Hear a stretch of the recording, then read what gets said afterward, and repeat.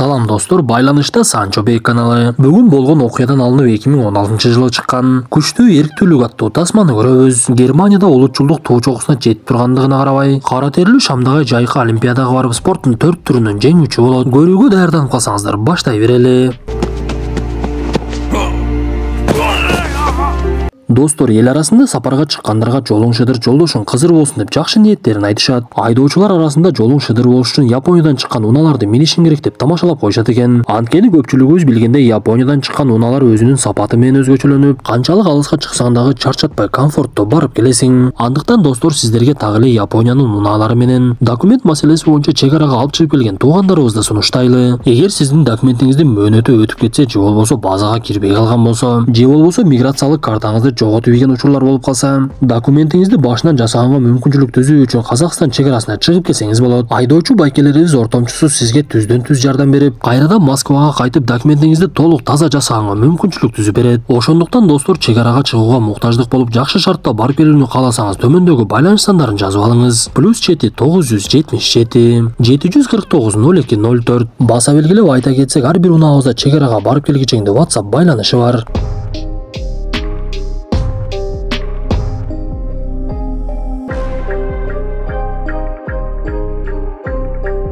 1933-жыл Кливленд, Огайо штаты. Каарманыбыз Джесси Оуэнс машыгуусун калтырбай чуркап жүргөн. Ал үйүнө келип кийим-кечесин ырастап, дароо эле туугандар менен коштошо баштап, анын спорттогу жетишкендиктери үчүн Огайодогу жайгашкан чоң окуу жайлардын бирине өткөндүгүн түшүнөбүз. Анда каарманыбызга апасы костюм тигип берип, ийгилик каалап, баштыктарын алган каарманыбыз атасы менен дагы коштошот. Ал атасына убада берип, буйруса биздин дагы жашообуз оңолот деп ал жерден кетти. Биз мындан соң Ларри Снайдер деген жөөгүлүктөрдү машыктырган машыктыруучуну көрөбүз. Ларри Огайо окуу жайындагы жөөгүлүктөрдү машыктырып, бирок акыркы 2 жылда такыр эле ийгиликке жетпей, эл оозунда Ларри Снайдер бир кезде мыкты күлүк болгону менен жакшы деле машыктыруучу эмес окшойт деген сөздөр чыга баштайт. Ал кеңсесине келсе, жардамчысы окуу жайга келген жаңы спортчулар тууралуу маалымат берет. Анда каарманыбыз кагаздан Джессинин сүрөтүн көрүп, анын мүнөздөмөлөрүн окуй баштайт. Бул убакта окуусуна жөнөп жаткан Джесси сүйгөн кызы Рут менен коштошуп, өзүнө окшош досу спортчу Дэйв экөө бир окуу жайга өткөндүктөн автобуска олтуруп алып кагадан жарып коюп кете беришет. Окуя болуп жаткан жылдары кара терилүүлөргө Америкада теңсиздик менен мамиле кылышып, аларды ар дайым өздөрүнөн төмөн көрүшүп, жада калса чоң окуу жайда окуган кара терилүүлөрдүн дагы саны өтө аз эле. Айткандай эле каармандарыбыз машыгуудан кийин жуунуга кирейин десе, ал жерде башка спортчулар аларга тоскоолдук кылып, биз баардыгыбыз жуунуп бүткөндөн кийин киресиңер десе, Дэйв наябай жини келет. Бирок аны Джесси токтотуп, сен буларга башыңды деле оорутпагын, биз буларга жакында ким экенибизди көрсөтөбүз, сабырыңды кармагын деп жатса эле Джессини машыктыруучу Ларри чакырып калат. Ларри дароо эле каарманыбызга сөз баштап, мен сени өтө мыкты жөөгүлүк деп уктум, ал аз келгенсип алыска дагы жакшы секирет экенсиң, бирок мен жөндөмдүү адамдарды жаман көрөмүн, анткени алар биздин талантыбыз бар деп эле машыкпай коюшат, сен антпейсиңби десе, каарманыбыз жок деген жообун берип, анда мен сени 2 жылдан кийин боло турган Германиядагы жайкы олимпиадага даярдаймын, мага сенин жөндөмүң же болбосо рекордуңдун мааниси жок, бир гана жеңишиң маанилүү, анда эмесе ылдамдыгыңды көрөлү деп эле дароо спорт талаасына алып чыгышып, 100 метр аралыкты канча секундта өтөт экен деп Джессини чуркатышып, чындап эле каарманыбыздын ылдам экендигин көрүп, бирок таң калгандыгын Ларри сыртына чыгарбай коет. Биз мындан соң Американын саясатчыларын көрөбүз. Алар ызычуу болуп эле бир чечимге келе албай талашып жатышкан. Анткени 1936-жылы Германияда жайкы олимпиадалык оюндар өтмөк. Бирок ал убакта Германияны Гитлер башкаруу улутчулдук эбегейсиз өсүп, алар олимпиадалык оюндарга кара терилүүлөр жана еврейлер кошула албайт деген мыйзам чыгарышат. Ошондуктан көпчүлүк өлкөлөр Германияга бойкот жарыялап, спортчуларыбызды жөнөтпөйбүз деген чечимге келишип, Америкадагы ошол чечимди чыгара албай жаткан. Бир кезде алар бир чечимге келип, Германияга саясатчылардын бири Эверинди жөнөтүүнү чечишет. Бул убакта Джесси окуусун окуп, машыгууга барып, андан сырткары ишке дагы орношот. Көрсө, каарманыбыздын сүйгөнү Рут экөөнүн 3 жашар кызы бар экен. Ошондуктан Джесси иштеген акчасын Рутка жөнөтүп турган. Бирок бир күнү эле Джессиге Ларри келип, аны уруша баштап,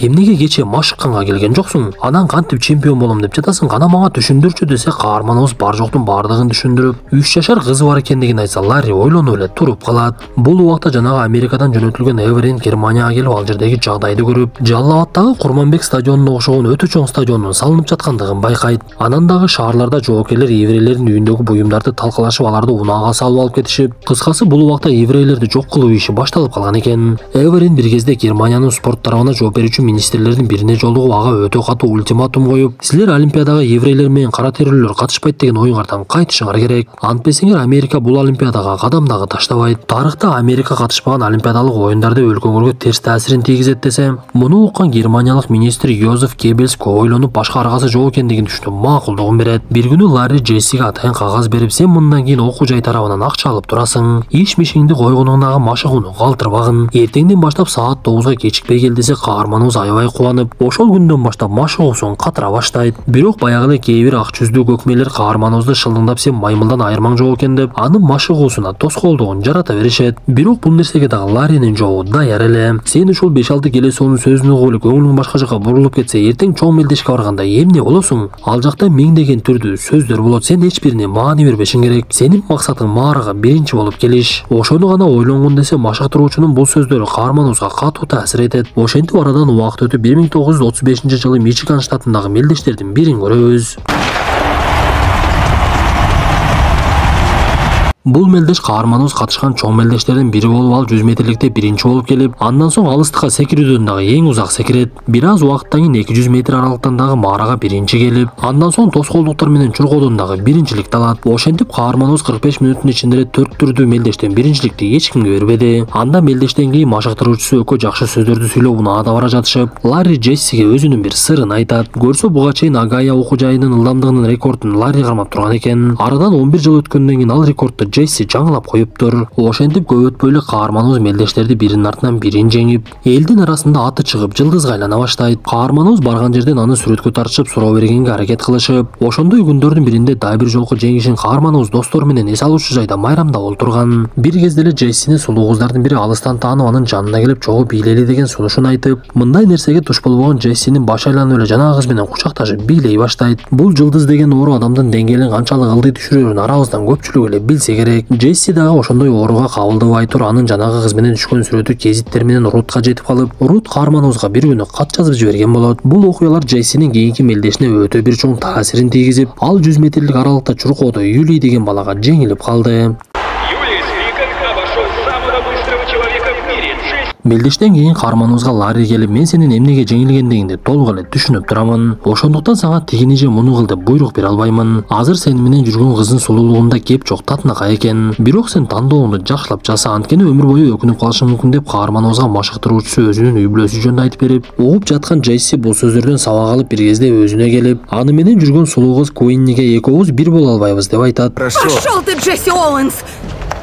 Надеюсь, она того стоит. Ошентип Джесси эң биринчи эле Рутка барып, андан кечирим сурап баштап, бирок Рут Джессинин кечиримин такыр эле кабыл алган жок. Кантсе да каарманыбыз сүйгөнүнүн иши бүткүчүн ал жерде күтүп, үйүнө жөнөп калган кезде кайрадан эле сөзгө тартат. Ал Рутка бардык нерсени түшүндүрүп, мен сага азыр эле үйлөнгөнгө даярмын. Башкалар эмне деп ойлойт деп башты оорутпай эле үйлөнүп алалычы. Мен эми дагы мындай катачылыктарды кетиргим келбейт десе, Рут каарманыбыздын чын жүрөктөн сүйлөп жаткандыгын түшүнүп, макулдугун берип, экөө нары бери эле чиркөөгө барып эрди катын болуп алышат. Бул убакта Американ эли пикетке чыгып, спортчуларды Германияга жөнөтпөгүлө деген талаптарын коюп жатышкан. Германиядан кайтып келген Эвелин саясатчыларга ал жактагы жагдайды түшүндүрүп, маселени добуш берүү менен чечели деп министрлер добуштарын бере башташып, барууга уруксат бергендердин добушу көпчүлүк болуп, спортчуларды жөнөтүшмөк болушат. Ушундай күндөрдүн биринде каарманыбыздын үйүнө Дэвис деген кара терилүү адам келди. Көрсө бул адам Агайодогу кара терилүүлөр уюмунун мүчөсү экен. Ал Джессини үй бүлөсү менен олтургузуп алып өзүнүн сөзүн баштап, жакында олимпиадалык оюндарга тандоо башталат. Ага сен шамдак айлыгың менен тандоодон өтүп барышың мүмкүн. Бирок бизде Америка боюнча кара терилүүлөр уюмунан сага сунуш бар. Сен олимпиадага барууга каршылыгыңды көрсөтүшүң керек. Анткени Германияда улутчулдук күчү башка улуттагылар кыйналып жаткандыгын билебиз. Биздин өлкөдө деле кара терилүүлөргө кандай мамиле кылгандыгын билесиң. Ошондуктан биз дагы өзүбүздүн канчалык баалуулугубузду көрсөтүп, сен мелдештен баш тарткын десе, каарманыбыздын атасы сөзүн бөлүп, баласына карап чечимди өзүң гана чыгарганың бул шашыла турган нерсе эмес деп айтат. Анда Джесси дароо эле машыктыруучусуна барып, мен олимпиадага барбаймын деп айтса, машыктыруучусу жини келип, бир аз ичип алгандыктан каарманыбызды дароо эле жакалай баштайт. Сен ушунча даярданып акырына келгенде эмне деген чечим чыгарып жатасың? Туура эмес кылып жатканыңды түшүнүп жатсаң керек десе, Джесси бул менин чечимим деп ал жерден кетет. Бирок арадан 1-2 күн өткөндөн кийин Ларри кайрадан эле каарманыбызга жолукканы барып, жакында олимпиадага тандоо башталат. Сен жок дегенде тандоого катышып койгонуң. Тандоодон өтө турган болсоң, андан нары чечим өзүңдөн десе, каарманыбыз тандоодон оңой эле өтүп, бирок дагы деле бир чечимге келе албай ар башка адамдар менен кеңеше баштайт. Досу Дэйв Джессиге сен сөзсүз барышың керек, биздин ким экенибизди көрсөтүшүң керек деп кеңешин айтса, келсе, каарманыбыз акыркы чечимди чыгарайын деп аялын түн бир убакта ойготуп алып аны менен сүйлөшө баштайт. Анда Рут Джессиге карап, мен сенин ар бир тандооңду сыйлаймын. Сен барсаң да барбасаң да кызың экөөбүз сени жакшы көргөнүбүздү токтотпойбуз. Ошондуктан акыркы чечим өзүңдөн болсун десе, каарманыбыз эртең менен кийимдерин жыйнап эле жөнөй баштайт. Көрсө ал акыр аягы барууну чечиптир. Ошентип каарманыбыз кемеге түшүп алып жалгыз бара жаткан кезде анын артынан Ларри пайда болот. Анда Ларрини көргөн Джесси аябай эле кубанычтуу таң калат. Анткени буга чейин спорт комитетинин чечими менен каарманыбыздын машыктыруучусун, Мунарбектин жеке машыктыруучусун калтырып койгондой эле калтырып койгон болчу. Бирок Ларри аларга баш ийбей эле өз билимдик менен жөнөп алыптыр.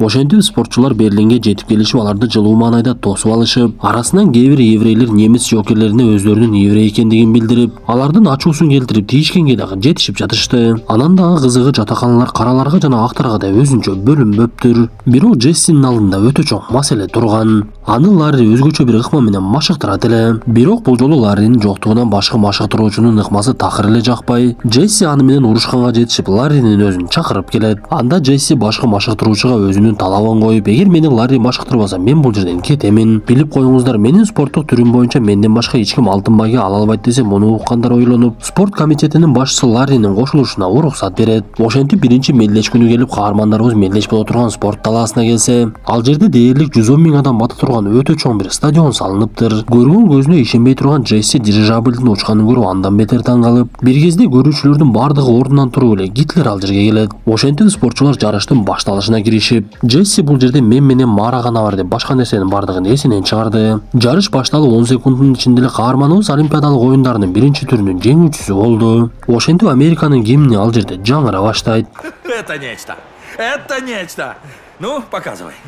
Ошентип Американын эсебинде биринчи алтын пайда болуп, Эверин каарманыбыздын жанына келип аны куттуктап, мен сени бирөө менен тааныштырайын деп эле алып жөнөйт. Көрсө Гитлер алтын уткандарды өзү жеке куттуктамак экен. Бирок аттың өчкүр улутчул Гитлер кара терилүү утканына жини келди айтор. Ал жерде калбай эле башка жака жумуштар менен кетип калган болот. Анда Эверин жини келип спорт министри Йозеф Геббельске кайрылып, ал алтын уткандардын бардыгын куттукташ керек, же болбосо эч кимди куттуктабаш керек деген талабын койсо, Геббельс ага көп башымды оорутпачы дегендей кылып эле жооп берип коет. Ошентип эртеси күнү узакка секирүү боюнча дагы мелдештин түрү башталды. Бул мелдеште Европанын жеңүүчүсү болгон германиялык Лутц деген бала катышмак. Ал секирүүдөн өтө мыкты болгондуктан Джесси бир аз чочулай баштап, эң биринчи Лутц секирип 7 метр 82 сантиметр секирсе, экинчи болуп каарманыбыз секирип дээрлик 8 метрден дагы ашып кетет. Анда Лутц Джессинин чындыгында мыкты экендигин мойнуна алып, ага ыраазычылыгын билдирип, экөө биригип көрүүчүлөргө жакыныраак барышып, достук ымалат экендигин далилдешет. Кечинде Джесси бөтөлкүдөгү квастарын көтөрүп алып, Лутцка барып, ага ыраазычылыгын билдирип, жакшы маанайда сүйлөшүп олтуруп калышса, Лутц өлкөдө болуп жаткан саясат жөнүндө айтып берет. Азыр биздин өлкөдө бийликке келген улутчулдар тарабынан көптөгөн туура эмес иштер жасалып жатат. Алар спортту дагы саясатташтырып өздөрүнүн кыйындыгын көрсөткүсү келди. Бирок мен сага ишенемин, сен эртеңки мелдеште дагы утушуң керек. Анткени мен жөнөкөй эле балага утулуп калдым деп ичимден ойлоп калбайын деп тамашалап, каарманыбызга ийгилигин каалап эртеси күнү 200 метр аралыкта чуркоо башталат. Бул убакта Америкада каарманыбыздын үй бүлөсү оюндун жүрүшүн үн алгыдан угуп жаткан. Алар Джессинин бул жолу дагы биринчи келип 3-чү алтынды уткандыгын угуп аябай кубанышып, муну көрүп жаткан Гитлер айлана чөрөсүндөгүлөргө жини келе баштайт. Анда Геббельс Эверинди чакырып, эртеңки мелдешке силерден 2 еврей чыгат. Ошуга чейин силердин айтканыңарга көнүп конок деп сыйлап келдик. Эми менин дагы бир талабым бар, ал еврейлериңер мелдешке чыкпасын деп айтат. Бул убакта машыктыруучулар эртеси күнкү 4 адам катышкан эстафетага даярданып жатышкан. Алардын арасында Марти жана Сэм деген еврейлер болгондуктан аларды Эвериндин буйругу менен четтетишип, ордуна каарманыбыз Джесси жана дагы бир кара терилүү Ральфты кошушат. Бирок алар буга чейин бир дагы таяк кырбап эстафета чуркай эле келе. Ошондуктан Джесси балдарга боор уруп, мен бул нерсеге катышпаймын деп баш тартып, бирок кечинде 2 еврей бала каарманыбыздын жанына келип, биз канчалык аракет кылсак деле бизди оюнга катыштыргыдай эмес. Ушунча келип жеңилип калсак дагы болбойт. Ошондуктан сен катышкының, биз сага капа деле болбойбуз, макулдугубузду беребиз десе, эртең менен жарыш башталып, еврейлердин ордуна 2 кара терилүү балдар чыгып чуркай башташат. Ошентип каармандарыбыз бул жолу дагы жеңишти колдон чыгарышпай, немец министри Геббельс эмне кылышын деле билбей калды окшойт. Бир кезде Олимпиадага барбай эле койсомбу деп ойлонуп жүргөн Джесси ошентип 4 алтын медалдын ээси болот. Биз тасманын аягында каарманыбызды сүрөтчүлөр атайын чакырып, сиз дагы бир жолу секирип берсеңиз сүрөткө тартып алалы деп суранып жаткандыгын көрөбүз. Ошентип Германия 1936-жылы Олимпиадалык оюндарды өткөрүп, 1939-жылы 2-дүйнөлүк согушту баштап жиберет. Секирүүдө Джессиден жеңилип калган Лутцту согуштун башкы катарына коюп, жокер кылып ал дагы согуш талаасында каза болот. Ал убакта кара терилүүлөрдү дагы деле негрлерди бөлүп тургандыктан, каарманыбыздын Олимпиададан жеңишин ак үйдөн эч качан куттукташпаптыр. 1 1990-жылы гана Джессинин эмгегин баалап, өлгөндөн кийин ага Баатыр деген сыйлык ыйгарышат. Достор, ушуну менен бүгүнкү тасмабыз дагы аягына чыкты. Тасма жакса мыкты белгисин басып оюңуздарды сөзсүз калтыра кетиңиздер. Анда эмесе кийинки тасмадан жолугушканча ден соолукту жакшы карап, спортту таштабай ар дайым дени сак жүрөлү.